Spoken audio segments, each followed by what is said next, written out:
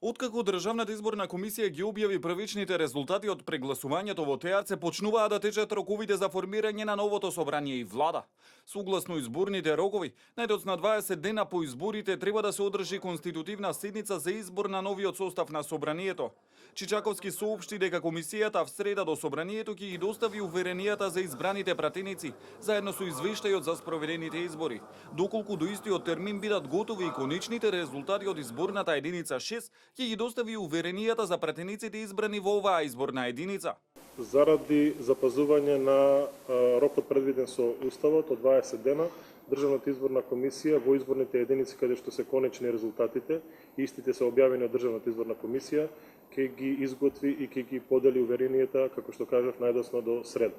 Доколку до истиот термин бидат конечни и резултатите за изборна единица 6, истовремено ќе бидат издадени и уверенијата за пратениците од изборна единица 6.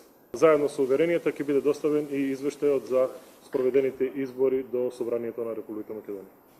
Од кабинетот на Трајко Велјановски вела дека ќе биде испочитуван рокот за одржување на конститутивната седница, кој истекува в сабота, а точниот датум за одржување на оваа седница ќе биде познат откако ќе ги добијат уверенијата за освоените пратенички мандати.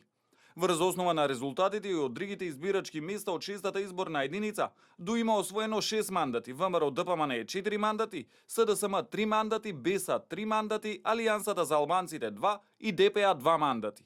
Конечните резултати ќе бидат објавени откако ќе се заврши постапката по евентуалните преговори од политичките партии, зашто роковите остануваат како и претходно.